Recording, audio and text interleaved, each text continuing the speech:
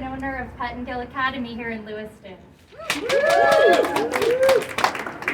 Hi, I'm Chantel Pettengill. I currently own one large child care center in Lewiston and am actively in the process of expanding to more locations. But my experience doesn't stop just there. I started as a home child care provider, and before that I taught as a public school teacher here in Lewiston. I'm here today because if there's one thing the pandemic has taught us is that the system is broken. We have to change the conversation about child care, education, and what access to quality education looks like, especially here in Maine. We have to do better. To build back better, it must include how we look at supporting parents, families, and child care teachers and child care owners. Right. Yes. And this is how we do it.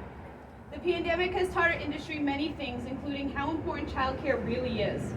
When the nation shut down, child care suddenly found ourselves on the front line of this pandemic, and we stepped up by staying open, ensuring that other essential workers such as healthcare and critical infrastructure could do their jobs.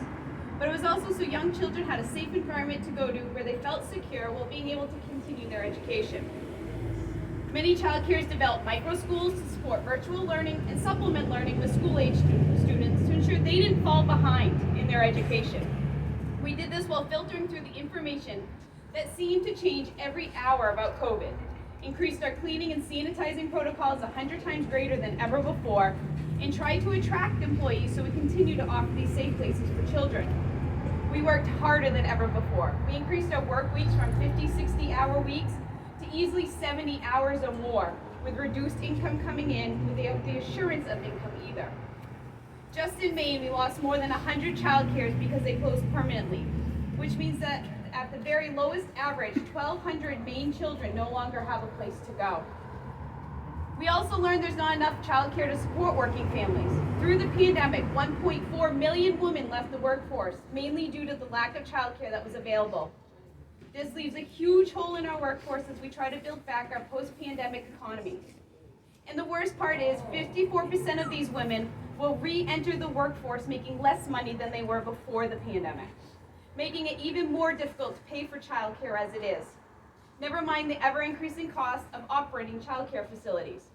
It's a fire that neither families nor child care providers can afford to put out. From my research on the Build Back Better bill, the money earmarked for child care is a start to help put that fire out. The investments will allow providers to be paid for the actual cost of doing care versus just the market rate, which many times doesn't cover the cost of operations.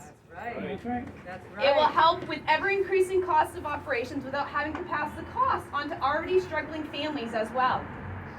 The investments in expansion and startups will allow parents choice of where they want to send their child. Yeah. This bill also helps grow the ECE field by investing in the early childhood workforce. It'll make early education and care an attractive field now and hopefully in the future, as well as helping providers with the support and compensation of the child care workforce, making a meaningful difference to the financial lives of all people working in child care, without putting the entire birth through 5 funding burden on the back of young families. The people who care for our youngest students birth through 5 have been the most instrumental piece of keeping this country going when most people ran the other way. It is time we start looking at giving this industry and the people in it the respect they deserve. Without quality child care and early education, we push our children into unsafe care situations, or we lose a big piece of our workforce needed to keep our economy going. So join me in supporting the Build Back Better bill, and let's make the biggest impact in the lives of our children than we have in decades. We simply can't afford not to.